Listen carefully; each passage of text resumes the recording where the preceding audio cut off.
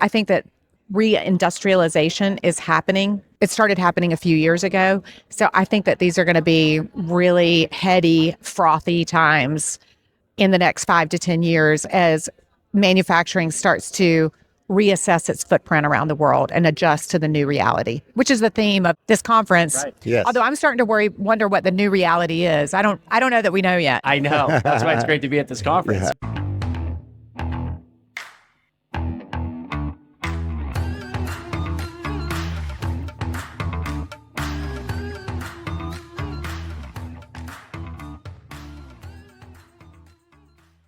Welcome to our Industrial Advisors podcast. We're live at IAMC in Sacramento. We have Didi Caldwell with us this morning. Didi is the CEO at Global Location Strategies, which is cool. I was reading your background. Your company has been named to the 5,000 fastest growing companies list twice.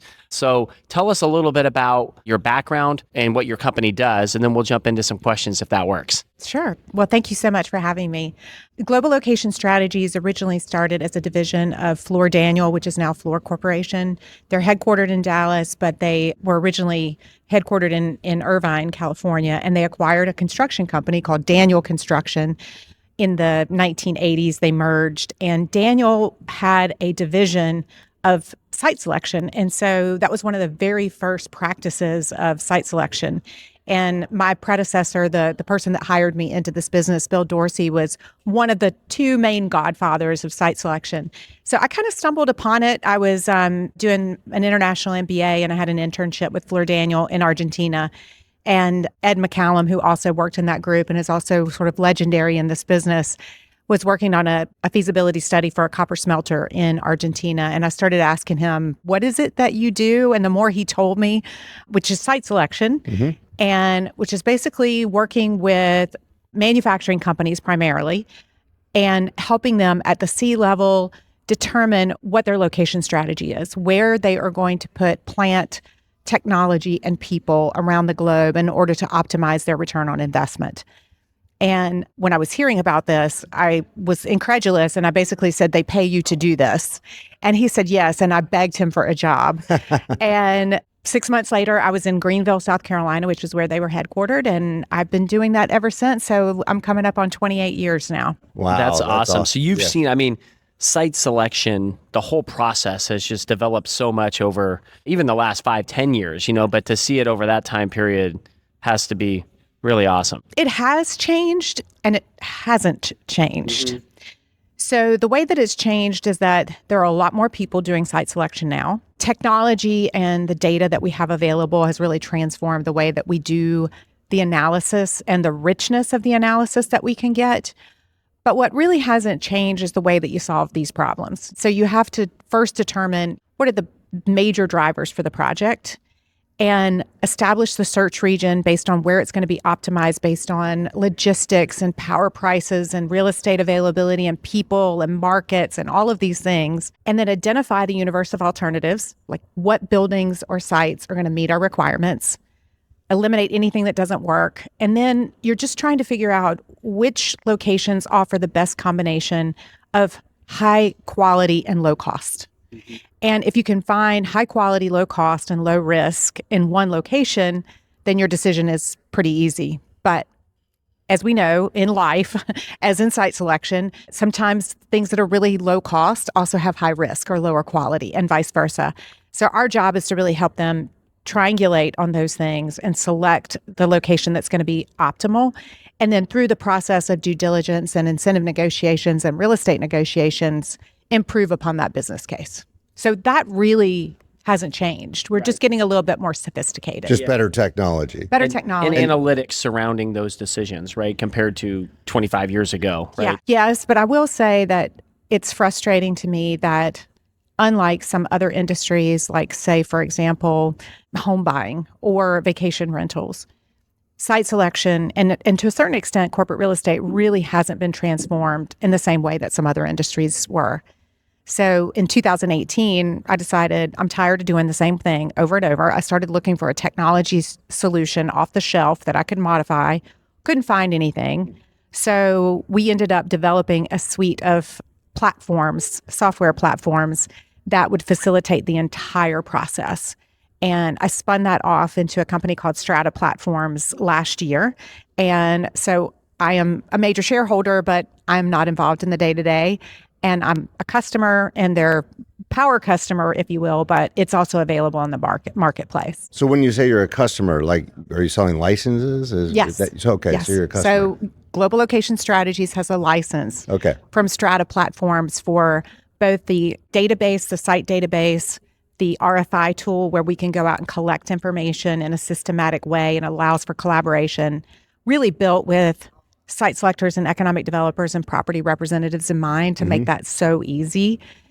We collect that information, we combine it with data that we already have loaded into our analytical tools, and almost instantaneously, as long as the data is right, which is, a big if. For sure. Then it will give you a snapshot of that comparison of which ones of these are high quality and low cost. And then you still have to go through the painstaking process of going through all of those and looking for all the hidden issues.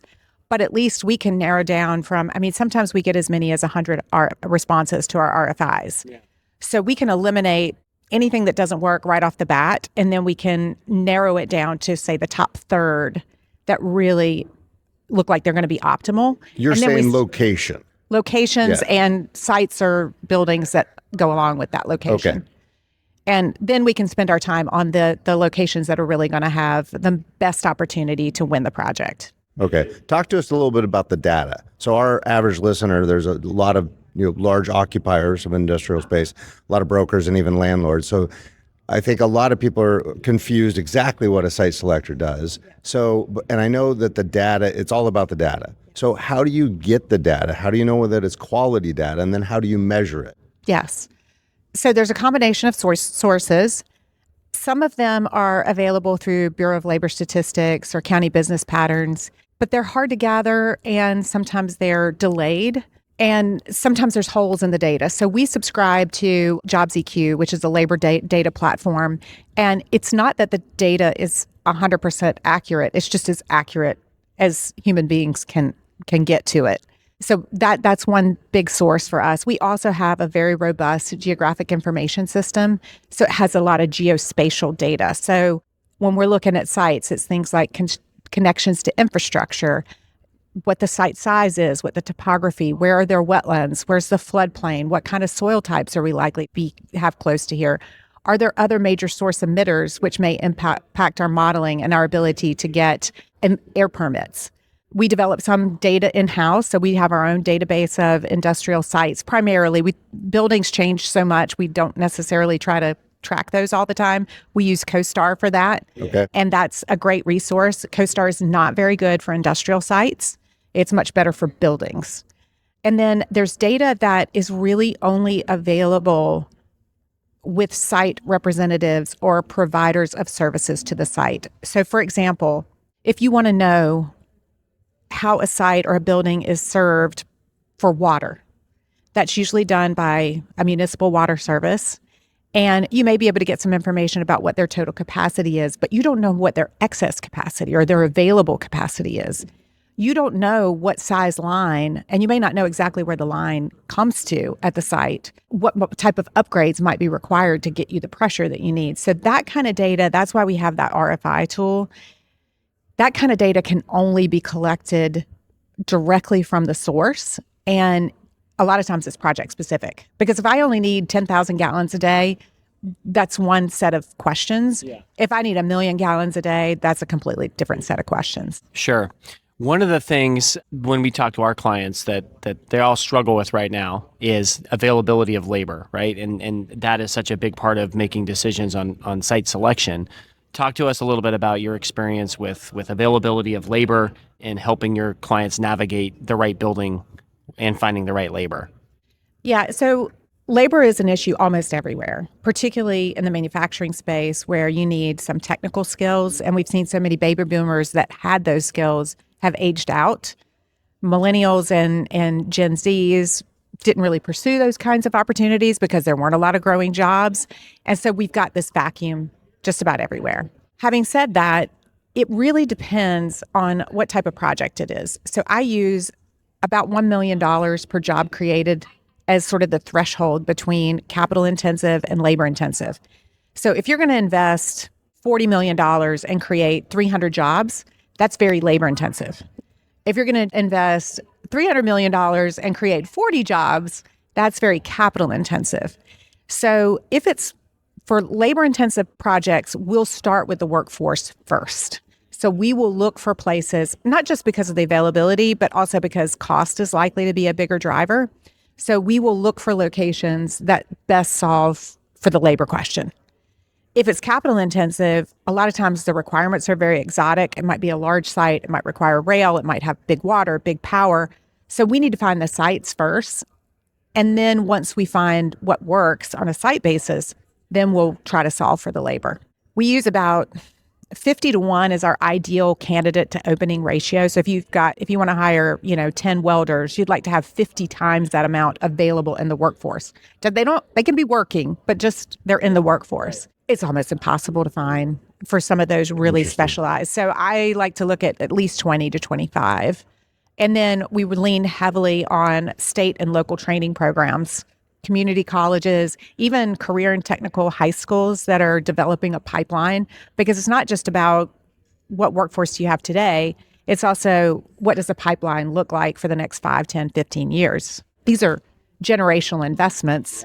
And so we're not just solving for today, we're solving for the future. Yeah, makes sense. Talk to us a little bit specifically about Strata Platforms. So a lot of every company out there is claiming they have the best software. Why? So you created it because there was a gap in the market. So what, if you can say, what's the difference in your software? What's it solving that the other ones don't? What does it do better? So there's two major customers, property searchers or location searchers and location marketers. So if you're a location marketer, which is generally an economic development organization, be it state, local, regional, rail, utility, but it could also be developers that have a lot of property or commercial brokers that want to showcase their properties. They can showcase their property on Location One, which is the database. They can also have their own private viewer, which means that, for example, if you go to the state of Missouri and you look at their available sites and buildings, their database that is for public facing is actually is Strata Platforms. It's just branded as Missouri Partnership. Okay. And then also states that are acting as a site selection consultant can use the site selection platforms like the RFI tool and the analytical tools to gather information about their own sites to determine which ones they're actually going to submit for the project. On the other side, the property searchers, Location One gives you one place that you can go and search for properties. We obviously don't have all the properties in there currently. Sure. We would love to. That's our goal, is to be, the Airbnb of corporate site selection, or the Zillow, if you will. But you can search for properties, and then whether those properties are in the database or not, you can send out this RFI tool to say, for example, the state of South Carolina, and say, give the requirements. Here's what I'd like to have.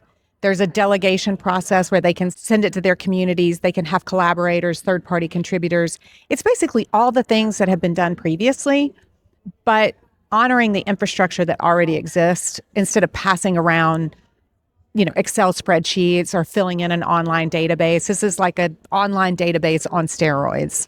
And then that data comes back, and once you gather it, it just transfers directly into your analytical models. I don't really know of anything else like it in the marketplace. There might be pieces of this and that. There's certainly other online databases, but there's nothing that really ties together the entire value proposition of site selection. Impressive. Right. One more follow-up to that. So site selectors are always focused, it seems like, on the large manufacturing deals. Why isn't that software, I would think, and distribution obviously huge in the US, so why not distribution? Oh, it could absolutely be distribution. It does, okay. It just doesn't have in it currently, it doesn't have like a logistics network optimization analysis. It doesn't do the logistics analysis for you.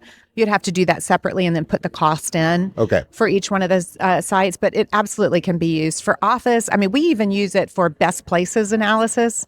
So last year we did 2 best places analysis for Best Places, which is all 384 MSAs across the country, Best Places for food manufacturing, and Best Places for primary metals manufacturing. So it doesn't even have to be property specific. You can use those analytical models to help you determine, where should I even start my search? Where were the best places for food manufacturing? Oh, that is a great question. And we break it down by region. And so I can pull out a few places that come to mind. So Chattanooga, Dallas, I'm trying to think. One of the small MSAs that comes to mind is Tyler, Texas. That was quite good for food manufacturing. So, food tends to be very regional.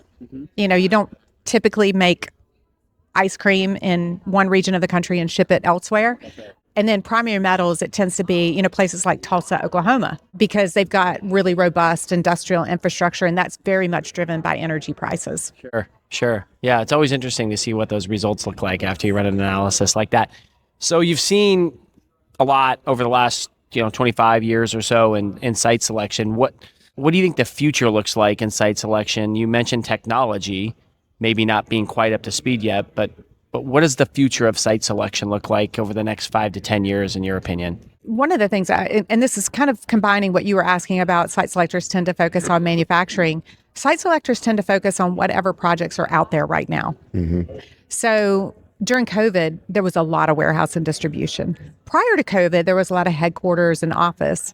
We've just seen recently manufacturing has been the most active sector. So that's one of the reasons why we're really focused there. So I think that that's going to continue. I mean, I do believe that there will continue to be projects in other sectors. Certainly data centers is huge right now. Data centers are everywhere. The other thing that's really big is power generation. So because our expertise is really in heavy industrial, capital intensive work, we have seen a big increase in new power generation facilities. So we're working on several combined cycle gas turbines across the U.S.